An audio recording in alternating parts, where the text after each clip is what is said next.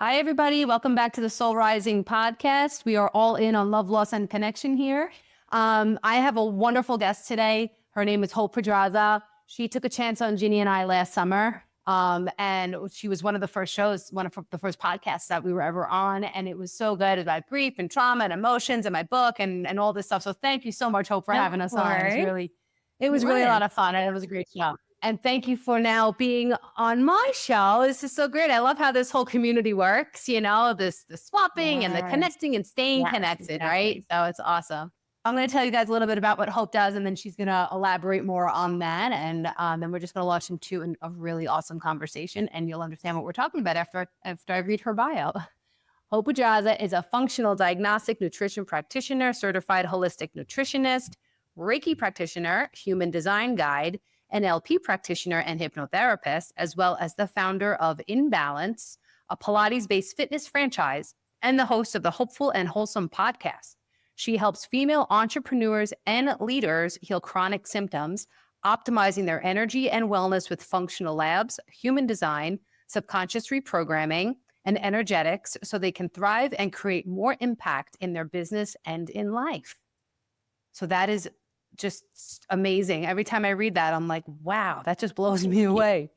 You do so much and you help so many people, I'm sure. So do you want to tell us a little bit more about what you do, why you do it? Sure. Yeah. So essentially all of those, and I know it's a lot, it's a mouthful. All of those modalities that I use is really all about getting to the root cause. And I think for me, I've been in kind of the health and wellness space for well over a decade. I have my brick and mortar studio. I've had that for about 12 years. And starting off with like incorporating nutrition and stuff, I think for me, it's the whole like getting to the root cause is just seeing, women coming in and out of the doors of my studio and working with them on kind of, I'm using air quotes here, like surface level things like, want to lose weight or want to tone up or, whatever, and no judgment there, but recognizing that there are deeper things at play when they're coming to me for certain things. And so I think for me is recognizing there's hormonal things and there's thyroid things, and there's gut things, all these underlying root causes that these women are coming to, like, oh, I can't, I want to drop 10 pounds and I can't lose weight, or, I don't have the energy I want. And them seeing it as this is like a diet thing, but me seeing it as this is such a deeper conversation than talking about calories and macros.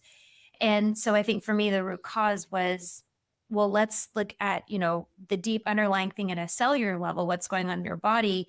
And so initially I started out just doing kind of my FDN piece, my functional nutrition things, we look at labs and seeing the physical things, but then also recognizing, in my own like spiritual journey, there are energetic root causes of these physical things. So I'm in the belief that everything that's showing up on our physical body has some sort of emotional, energetic root cause. And so looking at things like incorporating human design and subconscious reprogramming and, emotional clearing and all these other, what might be termed woo things. But if we really look at the science around energy and what energy means and how energy flows through the body, then putting the pieces together really isn't woo at all. There really is science around how these physical things are showing up in the body when they're energetic kind of blockages and stagnations in the body. I'm always amazed when I talk about this stuff that we are in 2024 and we still have a hard time convincing people that there is an energetic spiritual aspect. And I think because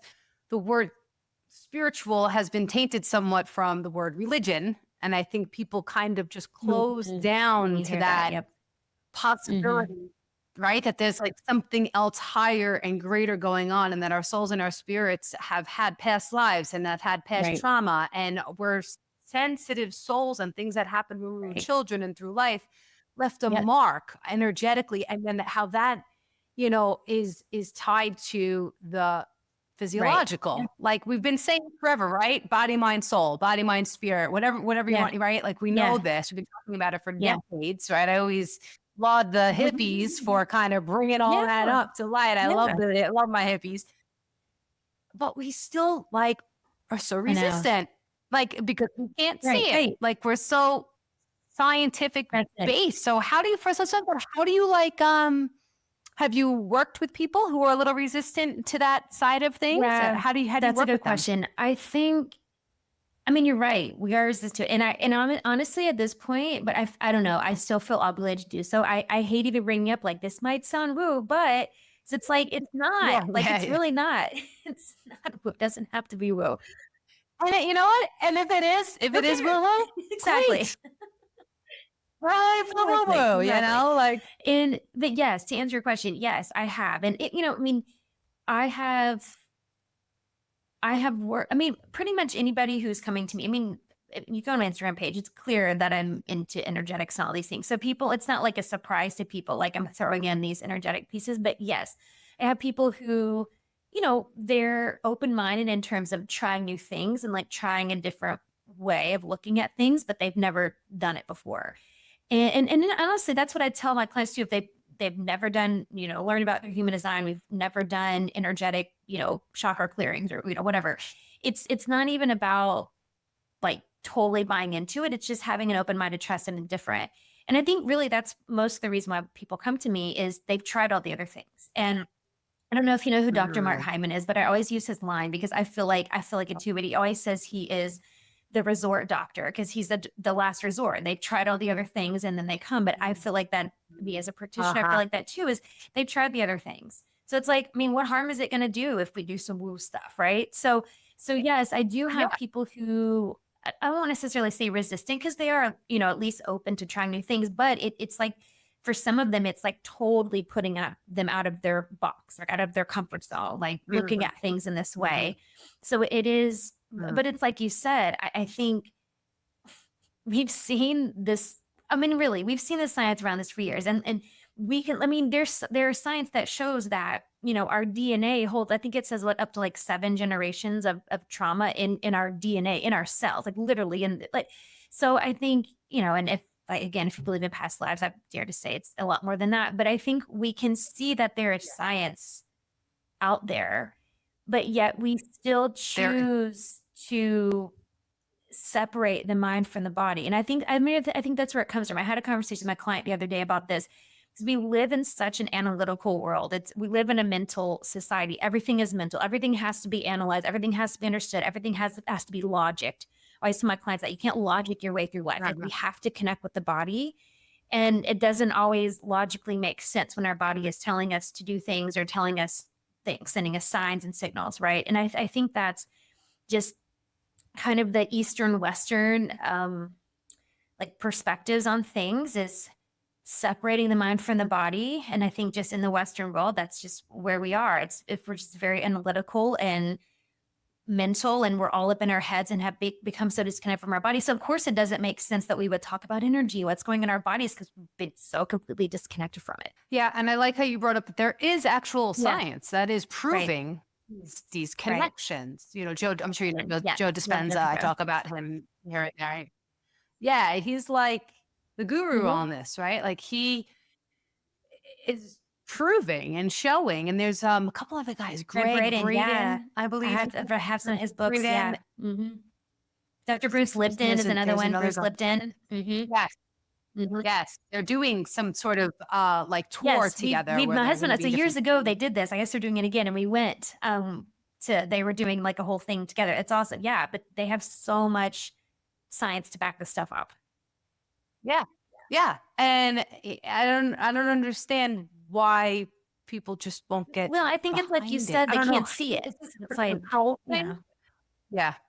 Or maybe a control thing that like our ego tell us like we have to figure it out, or like we've been taught like you got yourself into this mess. Now you got to pull yourself out of it. Maybe there's something, a higher level, something that can help do it for you, and you don't have to then say, look what I did. I pulled myself up by my bootstraps and I changed my circumstances and I did it. Maybe people don't like that real humble aspect of saying, well, no, something else did that for me. I opened myself up to something else. But yeah, it's happening though, which is really awesome, right? Like more conversations like this or just reaching more people. And then people like we were talking about, they if you don't believe it, go look at their work and it will show you, or just watch your own life. Try it. Like you said, like these people you work with, just try it. What do you have to lose? What do you have to lose? Yeah. So try it, see what happens. You never know what's going to happen.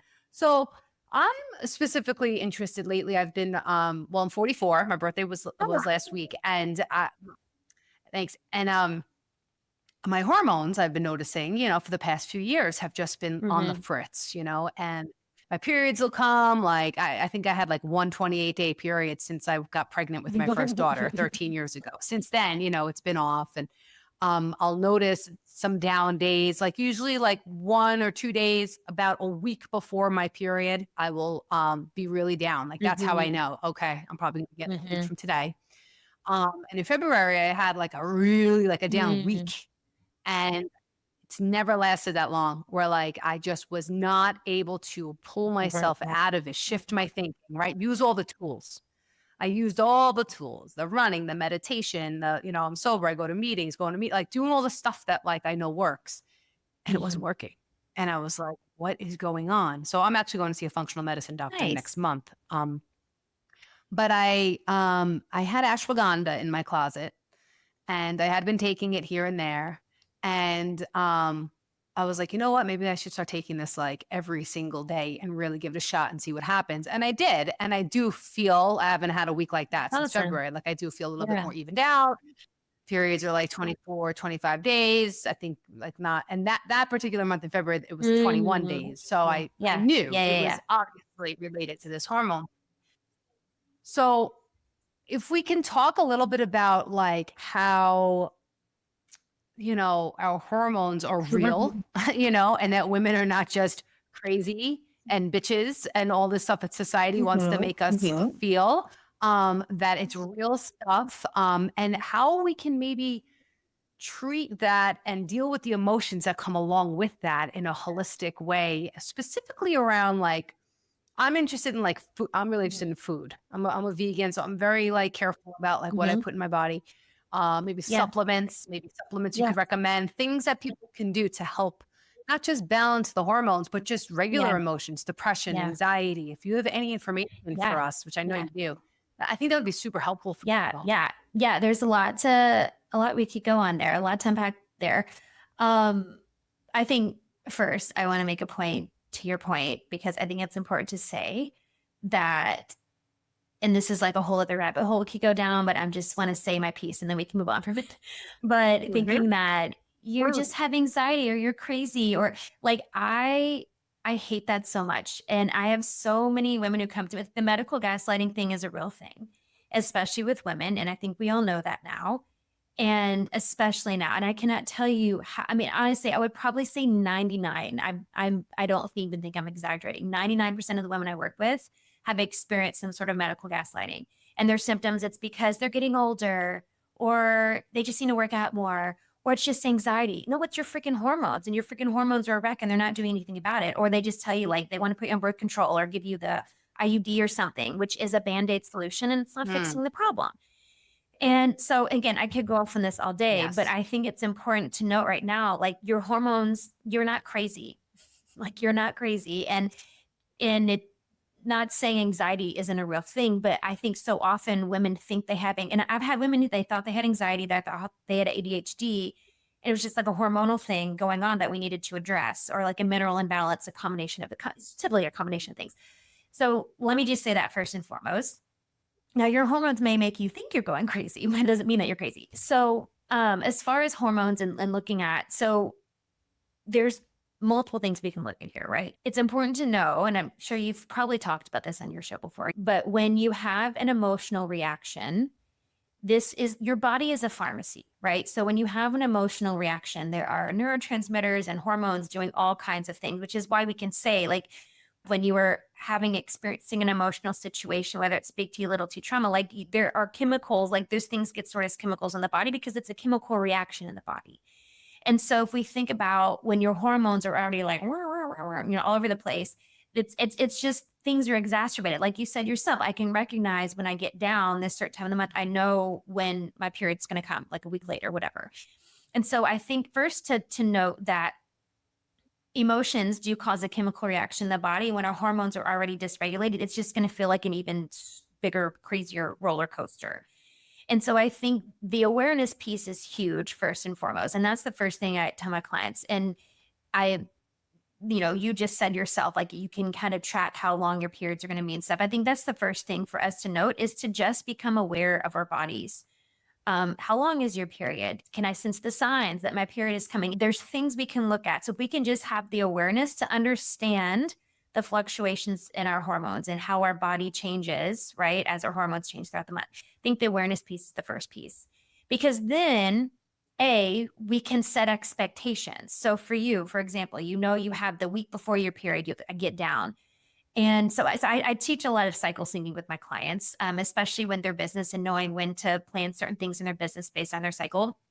But even if you don't have a business, you can do this in your life. So for you, okay, I know a week before that my mood is going to be a certain way.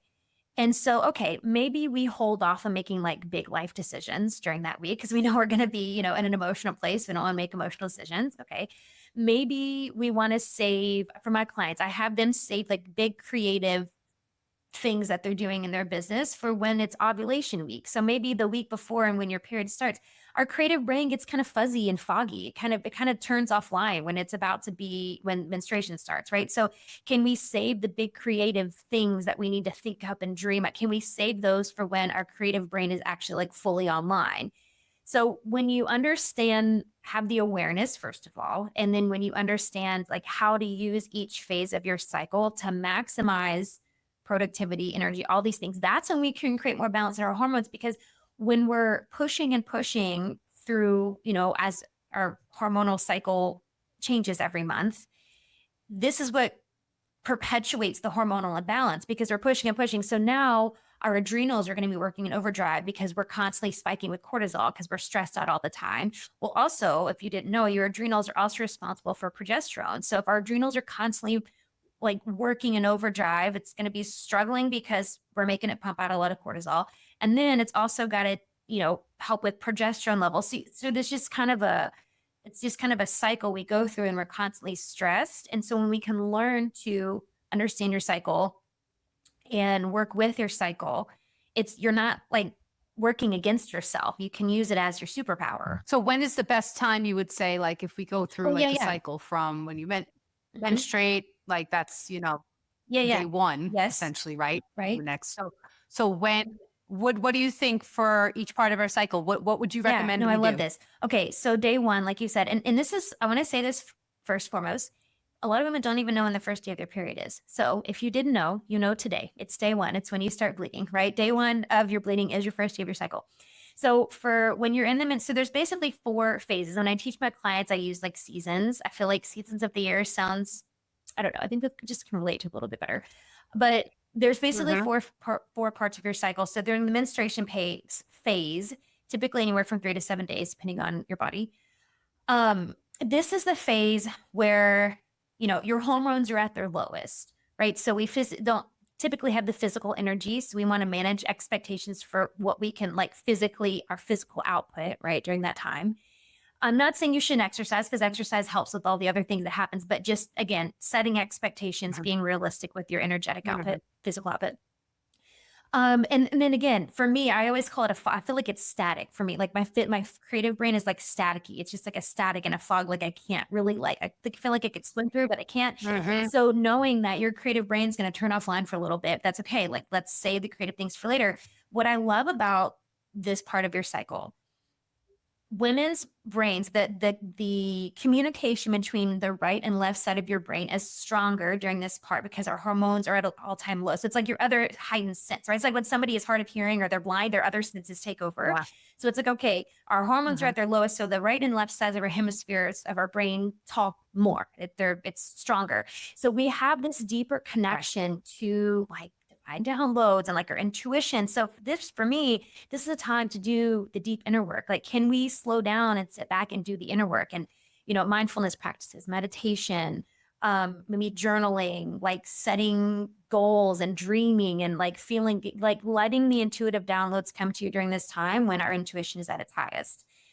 And so that's first and foremost, that's menstruation phase. So as you get past that, you're going in kind of to the later follicular phase, right, towards ovulation. And this is when, okay, we kind of start to feel our creative brain come back aligned. We start to feel like a whole person again, of like our brain's working. We start to feel our energy come back. So this is when we like start to feel more, creative, productive, outgoing. So for me, with my clients for business, I'm like, okay, this is when you do, you set the networking events and you're going out with friends and you're doing all these social things because you're more social. You feel like you want to get out more. You feel like you can do more. Ovulation, which is really just one day, but it's kind of this, kind of this last part before we get to the luteal phase. So this last part of the follicular phase, this is when you are most creative. Your hormones are at their peak. Like you're feeling great. You're feeling energized. So like all the creative, productive things you want to do, like this is the time to do it. When we get into the luteal phase, we're coming back down. This is when, and this includes that week you were talking about, like I know the week before I start, like this is when I start to feel down. So this is when we start to feel kind of that emotional part of our cycles. This is where I say, save the big life-changing decisions. Maybe, and obviously there might be times when you have to make big decisions, but like, can we save those for not during this part? Because their emotions are at their peak. But I love this part because I tell my clients, and one of my mentors calls it your BS meter. And during this part of your phase, your BS meter is at its highest. So this is the part, and it's, think of fall. This is like the fall, the autumn of your cycle. If you think about fall, like the leaves are falling, right? You're getting rid of what no longer serves you. This is the time in your cycle to do that. So if you want to know the things that really piss you off, like you're going to know what doesn't serve you during this part of your cycle. Like this is the time, like, okay, things that I really hate doing and I've just been doing it just because I have energy to do it. Well, maybe you don't want to do it anymore. This is time when you find things you want to delegate.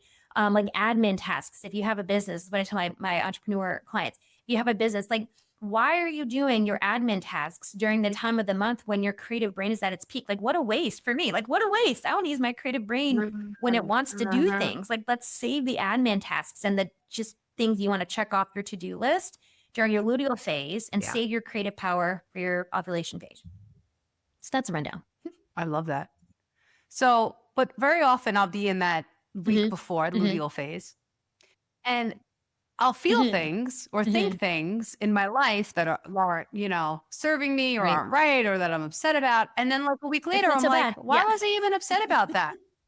Like that was like not really me, right? It is heightened. I think this comes with awareness because everything does feel heightened during that. Because I feel you. It's like you have all the existential crisis is going to happen in that time of the month. Like let's be real. Like it's the time where you're like, I can't, the nose is burning down. Like I hate, it's like it's inevitable.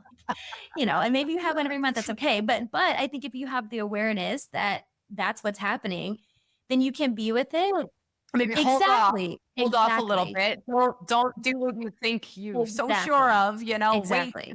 Yeah. You can just be with it and just like, it just kind of comes with the whole thing about like sitting with discomfort and just knowing that there's another side. Like you're going to get to the other side, Yeah.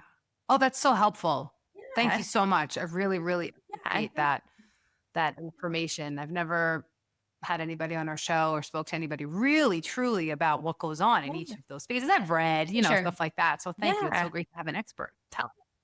So to the food part of things, like hormonally or not, like what do you suggest we eat? I mean, I know everybody is different, right? Like not every diet is going to be the best for everybody, but in general, do you have suggestions for what we can, maybe especially in this time of our lives, the women that are listening to my show are probably in their, most likely in their 40s, I would say between 35 to 55 is probably the range. Do you have any suggestions for what we can be eating or supplements we can be taking so that we can level up those hormones, or just for our emotional well-being and health in general? I think, there's a big piece for women, especially when you get to perimenopause, menopause. I mean, I really want to say like probably 35 and older.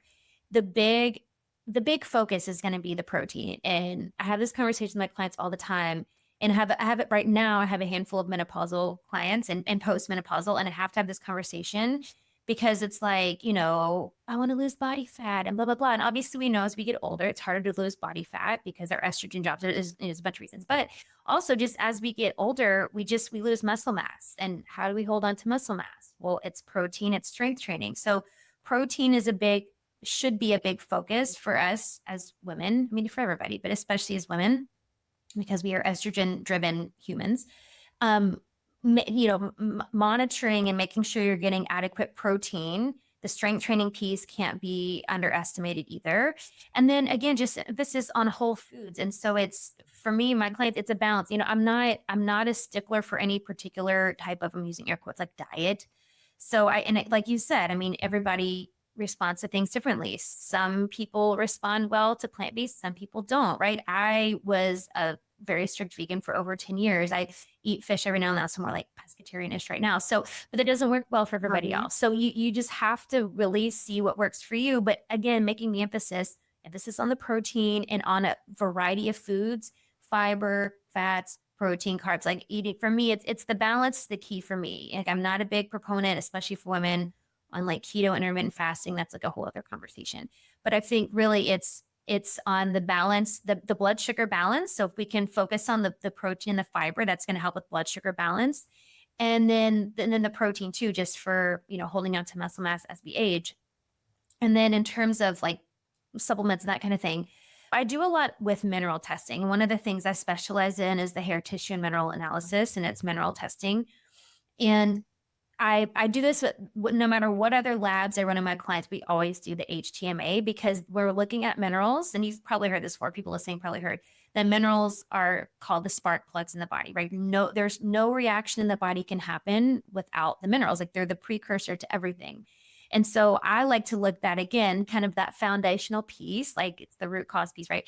So when we look at minerals have a huge impact on our hormones. And so again, especially with women, there's so many minerals required to make the vitamins, required to make the hormones, right? It's just the building blocks.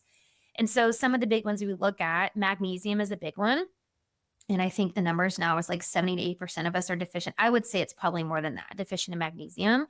And magnesium is responsible for 500 to 600 different reactions in the body. Like our body requires so much magnesium, and we're just not getting it a lot from our food sources. Our soil is depleted. We just don't eat enough magnesium-rich foods. So there's a lot of reasons. And the other thing, because we live in a pretty stressed out society, that's one of the minerals that gets most easily depleted during times of stress, magnesium and sodium. And so magnesium is huge, especially as we age. Staying on top of our magnesium, it helps with hormones, energy, sleep, cellular health, so many things. So magnesium is a big one. Potassium is another one. Potassium is especially helpful for our thyroid, which I find I work with so many women and their thyroid. So I think it's another big thing for women is the thyroid. So potassium is another big one for that. And then there's so many other minerals we can look at too. Selenium. Selenium is an antioxidant mineral, also helpful for the thyroid. Sodium, which I mentioned a second ago, and I literally have probably 2 or 3 podcast episodes. I have podcasts just dedicated talking about sodium because it's so misunderstood. But we need sodium. So sodium is another big one. I heard that recently. Yeah. I actually heard that recently, that like salt is not the enemy. Yeah. It's actually sugar. Sugar. Sugar is the and enemy, right? it's the type of salt. It's the Salt, quality of the yeah. salt that you're getting. Yeah. And I've had so many conversations, especially, I'm trying to say this in a very diplomatic way, but especially like the older generations, because they've grown up for years, decades, hearing like salt is what gives you stroke and high blood pressure and blah, blah, they're eating a low sodium diet and then they're wondering why they have no energy. Like you literally aren't eating any sodium at all day, every day. Like your body has to have sodium to function. So anyway, that's another one. Some other supplements. I am big on omega supplements, whether it's fish oil or algae oil, if you want a vegan alternative. But omegas, for especially as women, it helps so much with healthy cells, healthy blood flow, like healthy lining, especially when you're, I don't want to say especially because even as you age, but if you're, still menstruating and you're in the area where you're still having babies, healthy uterine lining, all of those things. But even as we age, it's very anti-inflammatory. It's good for brain health. So omega-3s, DHA, all of those things, whether again, fish oil or algae oil, that's a really good supplement. And you mentioned ashwagandha earlier. I'm a fan of the adaptogenic herbs. I think adaptogenic herbs serve us well. Ashwagandha is an adaptogenic, and basically adaptogenic herbs, there's a whole bunch of them, but they help our body be able to cope with stress. Now, the thing with adaptogenic herbs, just like any supplement, is you can't you can't out supplement a totally frazzled nervous system, right? You can't out supplement a bad diet. You can't out supplement poor lifestyle choices. So we have to keep that in mind when, we're just throwing, because, people can fall into that pattern too. And I've had people who've worked with functional med doctors before, and they've given them, 56 different supplements to take, but your body is still a wreck. Like you're spending a lot of money on supplements that aren't doing really anything. So I love adaptogenic herbs, but we still have to, monitor our stress and our lifestyle choices and all of those things, just like with any supplement, but those are helpful too.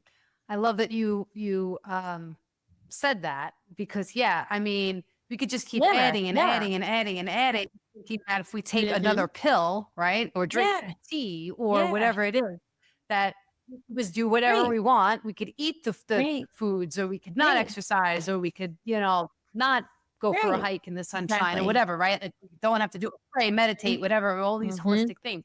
And that we're still looking for that. That's it. And we fall into the same pattern of conventional medicine that we're demonizing of a pill for an ill. You're still doing a pill for an ill if you're just taking the supplement, right? You know what I mean?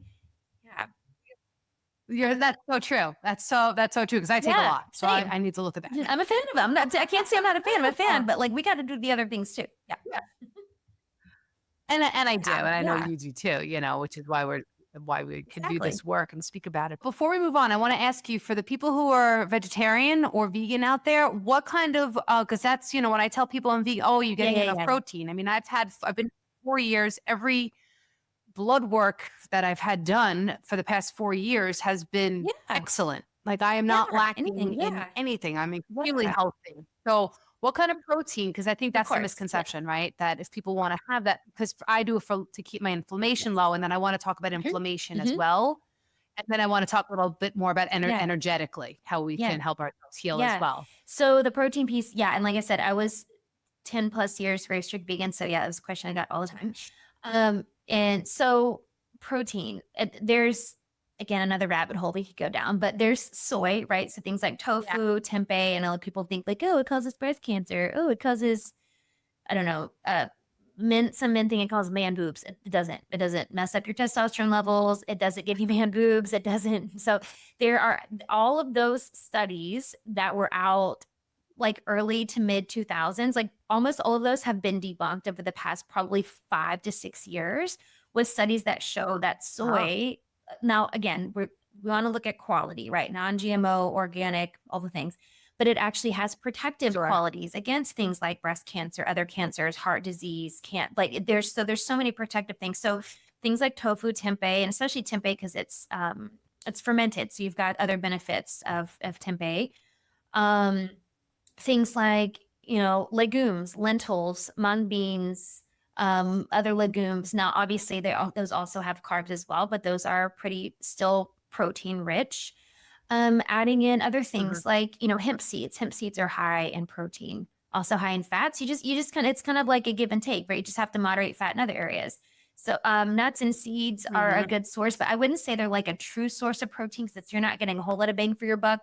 But things like hemp seeds are really great. Finding a good way to supplement things. So, I mean, again, you're doing your blood works, everything is great, but knowing to supplement B12, right? B12 and things like iodine, if you're not eating any fish, things like you might need a little bit more magnesium, right? The omegas, you want to get it from fish or algae oil if you're not getting it. So knowing the things to supplement that you're not getting, it's totally possible to get everything you need. And again, knowing where to moderate carbs and fat for the protein source that you're getting, but there's plenty of options for protein. Oh, and another that's what I was going to say, a good protein powder, a good plant-based protein powder to help just kind of fill in the gaps. Yeah, I drink the protein powder. One scoop is like 20 grams of protein. I drink one too. Yeah. Great. Yeah. All right, cool. Awesome. And then let's talk inflammation quick, because I think a lot of people don't know the benefit of a low inflammation diet. And that's mainly the reason why I choose to go plant-based, is because I'm a runner and I get bursitis in my hip, and running is really integral for my mental health and my emotional health. Like I need it. So that's really why I do it. It's I care about the animals and I do care about climate change. I'm an advocate for that. But like, it's really just I'm trying to ward off Yeah. autoimmune disease too. So maybe talk a little bit Mhm. about a low inflammation diet, how it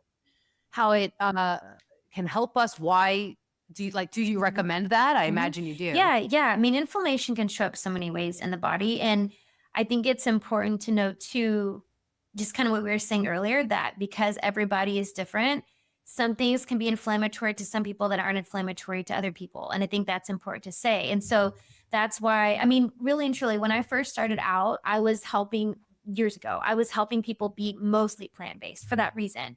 But then realizing as I worked with dozens and dozens and dozens of clients, like, okay, everybody is different and not everybody responds to things the Mhm. same way. I think we have to keep that in mind and knowing that, like, yes, there are some things like sugar and alcohol are inflammatory for anybody. So I think there are some things where we can like throw that in the basket and know that it's true all the way around. But there are some things like Yeah. gluten, for example. I know gluten gets demonized a lot, but gluten is not inflammatory to everybody. And I know some people would argue with me for that, but the studies are showing like there are genetic predispositions for people who are sensitive to gluten. And then of Mhm. course you have people who are full on allergic to gluten.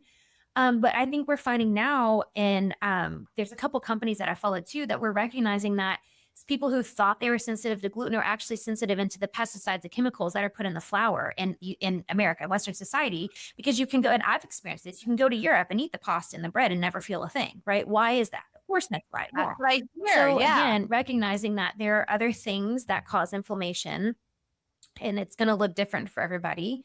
I think when I'm working with my clients, we go through like kind of a detox phase and then kind of get into their protocol with, we're doing specific supplements for specific things we saw in the labs, et cetera. And my recommendation is always an anti-inflammatory diet. And for me, that's getting rid of like, I was going to say 4, but it's really 5. But it's gluten, sugar, alcohol, dairy, and caffeine. Now, this doesn't mean, again, forever for the rest of your life, you have to get rid of all of these things, but it's for right now because, yes, gluten may not be inflammatory to you. It may not be, but it could be. And here's the other thing. Sometimes things can be inflammatory to you now, but when we do some healing, they're not later. And I have had plenty of clients who we've gotten rid of the gluten for, 3, 4 months or whatever, and they put it back in their diet 6 months later and they're totally fine, but they weren't fine before. So your body, when your body starts healing and kind of balancing out, things can also shift. Same thing with dairy. Like I am sensitive to dairy. So I know that if I went to go eat an ice cream cone, my body would be like, oh, you're not. So, but not everybody has that Mhm. experience with dairy. So understanding that there's nuances to this, but as far as like anti-inflammatory, it is possible for you to eat an anti-inflammatory diet without having to get up all the things. The other thing, it's not even just about taking away things, it's also adding in things. So can we add in more fruits and Mm. veggies and nuts and seeds and legumes and these plant-based foods that have all these anti-inflammatory properties, which again, it's why you chose to go plant-based. It's like, okay, we're getting all these anti-inflammatory foods, like plant foods that are helping with overall inflammation in the body. So I think it's knowing that it looks different for everybody and knowing that we can still focus on the anti-inflammation part by throwing in more plant-based foods. You don't have to go plant-based necessarily, but throwing in more plant-based foods, with the fiber and the antioxidants and the flavonoids and all those things. I know like my coffee addicts are like, ugh. The caffeine part is really just for, especially when I'm working with my clients. Typically, I've been working with clients, like there's some sort of some hormonal things going on. And the fact is that caffeine is a stimulant to your adrenals. Like it is, it just is. Whether you love coffee or not, it does stimulate a cortisol release. It does stimulate your adrenals. So if your adrenals are already tired and weak and struggling and you're just going, it's just like, pouring, more gas on the flame. So for me, the caffeine, again, it doesn't have to be forever, but if you're working on like lowering inflammation and kind of going through like a healing process, healing journey, you just want to be mindful of your caffeine intake because it can stimulate the body and be, another stressor or source of inflammation on the body. Yeah, I recently stopped drinking caffeinated coffee and I will drink Mhm. some decaf because I like the taste Yeah. of coffee, but I have switched to tea. I drink mostly, I was Mhm. on matcha Mhm. for a really Matcha's long great. time. And then, but it was getting like day after day. Yeah, I yeah, was yeah. like, oh, I was kind of like not liking it anymore. So I also want to balance Mhm. that. Like, and maybe it's important for us to say too, like, find the things that you Yes, really enjoy, find the things that you like. And we don't have to be so exactly. strict with Exactly. everything, right? Like everything in Yes, moderation kind of thing too, exactly. right? And if we're exercising, which I actually heard, I went to a lecture at one of the hospitals here years ago, like a few years before I decided to stop Hmm. eating dairy and meat and eggs and whatever. He said that, and I don't know if this is true, but this is what he said, that if you could only Hmm. do one, if you could only eat well Hmm. or exercise, he said Hmm. exercise because it's going to flush. Hmm. It's going to flush all that bad stuff out. I mean, both is Hmm. ideal, right? Eat well and Hmm. exercise, right? You're going to get all those, Hmm. most of those toxins out anyway, I would imagine. But like, if you don't have many in you, but that is huge. And like back to what we were saying before, like you can't just keep putting all this stuff in your body or just taking these pills and Right. expecting yourself to be Right. well, right? You have to have the well-rounded, a holistic Hmm. lifestyle. So all that stuff. So let's move into that other part, that Hmm. spiritual, energetic part. So how do you work with your clients in terms of healing Hmm. that stuff as you do it at the same time as you're taking out the inflammatory Hmm. stuff and everything you Yeah, just yeah, described? it's pretty much kind of a concurrent thing. So human design is the first piece that I tie in. Short version is human design is basically your soul's energetic blueprint. And so it's putting together with some ancient schools of thought with, the chakra system, the I Ching, astrology, the Kabbalah tree of life, and it puts it together with some modern day sciences like neuroscience and quantum mechanics and quantum physics and puts it in together into this chart. So it's basically how you are here to operate energetically. So we can look at these pieces and look at, best practices for eating, movement, communication, your messaging, and again, because I work a lot with entrepreneurs, messaging in, your business and relationships and communicating. So there's all these pieces we can pull out so we can see how to optimize that flow of life force energy in the body that's affecting how your physical body is functioning. So that's the first piece. So first piece I help them is like, let's hone in our human design on these pieces and understand that part of yourself. And then the other piece is, you mentioned in the bio, I work with subconscious reprogramming and that kind of thing. I like to put those Mhm. pieces together because when we can understand what we all have subconscious programming, all of us, like, right, like we said before, like there's generational things, there's societal things, there's a lot of conditioning that happens to us between, whether you believe in past lives or not, or even just generational, like we know we're born with programming. And so when we understand the human design piece, we can take this part and understand, again, these nuances of how your energy works. So it kind of gives us a better idea of why these patterns got there in the first place. And we can kind of start to untangle and rewire those so we can break the patterns. It's like a pattern interrupt, right? We want to break the pattern so that we can rewire so that now your energy can function how it's designed to based on your human design. Like you've been divinely created in such a way that your energy is best going to flow when we do things this way. And then we can start to Okay. reprogram and rewire and kind of, again, that pattern interrupt, like stop the patterns in its traction and show your body and your nervous system, like I actually operate better when I can think like this and do things like this in this way. I love that. But we should have probably done a whole Make it show on work. human design because I've actually been hearing, Yeah, maybe we'll do another one. I've been hearing a lot about that. Like somebody actually just said to me the other day, you would love human totally design, would. Amanda. You should go Totally do would. that. Yeah. And I love that you do all of it Mhm. together. Like you're not just human design, but then when you find out to rewire the nervous system, like you just said, so also in your bio, you do Mhm. hypnotherapy. Is that typically your Yeah. go-to for Yeah. that So it's usually a part? combination. So I'm certified in hypnosis, NLP, which is neuro-linguistic programming. So it's all about rewiring. So yeah, I think I use multiple modalities.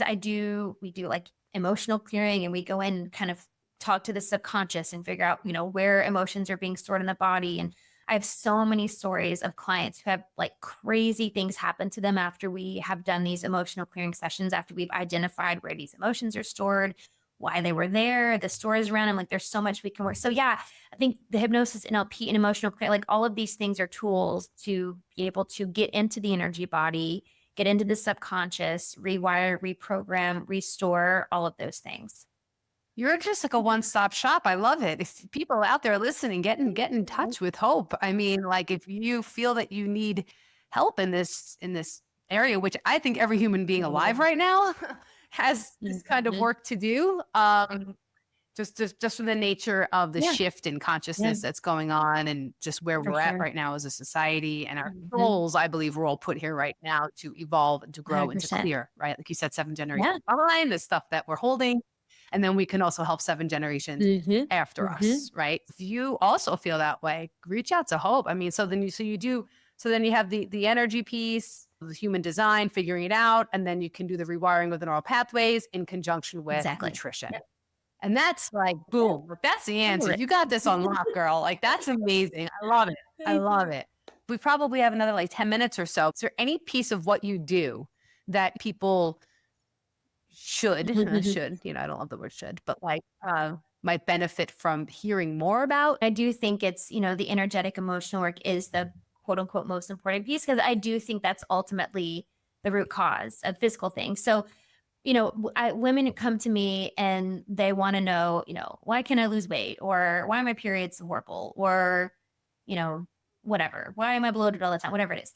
And that's great. Like, but I typically, like I say this in my content a lot too, like your symptoms really don't matter. It doesn't mean I don't care about them, but your symptoms really don't matter because it's not about Right. the bloating or Uh-huh. the periods or the, weight or whatever. It's what has happened in your energetic, emotional body to cause these things to happen. So again, I think the crucial piece is being able to understand ourselves at that level. And I think, yeah, I mean, if you're interested in learning more about human design, I would love to come back and talk about it because we could talk about it for hours, just that alone. Because I do think that's why and this, a lot of times this is a new piece for people because I'm asking you to think about things like astrology and, the chakra system and all these things. And it's kind of like, people kind of get like weird about it. But when you understand yourself at this energetic level, it goes back to that awareness piece we were talking about earlier with your period and having the awareness of what's going on in your body. Mhm. When you Mhm. have this understanding of yourself, when you understand your human design, it's energetic level, you have so many more tools that you can use to navigate life, right? Because you have so many more tools to regulate your nervous system and to know that when I operate in this particular way, I recognize that that's when my hormones get thrown off or I start to get headaches or, whatever. Like you have so many more tools and you know how to make those shifts in the way you're operating and the way you're communicating, the way you're showing up in life and your relationships and your business and all these things to be able to manage that. And I really do find like this is like, I mean, this combination of things I do, it feels just like the holy grail of wellness. It's like putting all of these pieces together and Yes. understanding this Yes. energetic piece, I think is at the crux of it all. We can understand ourselves. And it's not just about, the weight and the headaches and the periods and all that, but it's like I understand myself at this deep, energetic, cellular level to know why these other things are happening. And so I think it's just diving into that piece of yourself and understanding is I think is where it all starts. So yeah, that's my spiel on human design. Thank you for saying that because that's my belief too. Mhm. I believe that if we're not healing the emotional wounds from our past, mainly inner child wounds, right? Wounds from things that happened in childhood. And I was just telling somebody yesterday, like I've, only been in this space, like with my book coming out only over Mhm. a year ago, but I've been working with people in recovery with women for the last Yeah. 17 years. And I have found, that the alcohol, like we say, is a Mhm. symptom. Right. The Yes. addictions, Yes. the stuff we turn to are the Yes. symptoms for the root cause. I love that you use the word root cause of what's going on. So getting to the heart of that Yep. emotional pain, which is what so many people want Mm. to avoid, right? They want to just have that, like we Yeah. said, the quick fix, the pill Mhm. to this, or maybe if I lose this weight, I'll be happy. Or if I switch jobs, I'll be happy. Or if I marry this guy, I'll be happy, Totally. right? It's not about any of those outside Yes. things. It's about what's going on inside.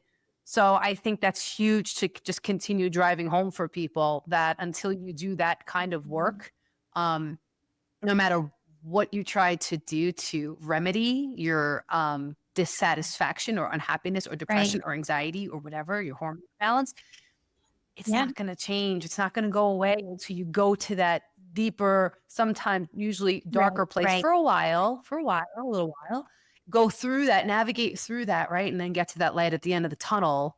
And while you're doing that, doing all these other Yeah. healing modalities like you talked about today, and then when you come out of that, You That's can be it. happy. You can be Yeah. content. You can let yourself be Yes. free. You know, I think so much of it, like you said, the awareness of how much am I holding Mhm. myself down? How much is it all up Mhm. in here? Yeah, for Right? sure. Like it's all about that. The thoughts, right? Like control so much. So I love that you bring in Yeah. all these pieces. And I'm definitely going to have you back. And I think you just named the show. You said the Holy Grail of Yeah. Wellness. I I love love that. that. I love that. It's awesome. And I I think that's going love to be the name it. of the show. And I'm so glad you were here today, Hope. You're Yeah. adorable. You're so intelligent. You have such heart and a wonderful, Thank beautiful you. energy about you. And I think we're all really lucky that you Thank were you, on our show Amanda. today. So Thank thank you so you. much for being I with appreciate it. us. And so where can people reach you if they want to follow you or work with you, or Yeah, how can they so you find can you? find me on Instagram. I'm at the Hope Pedraza on Instagram. My website is hopefulandwholesome.com. My podcast is the Hopeful and Wholesome podcast. So yeah, you can find me in all those places. Awesome. Well, thank you so much, Hope. And thank you guys for being here. Thanks for listening. And I'll see you in a couple weeks. Take care. Bye.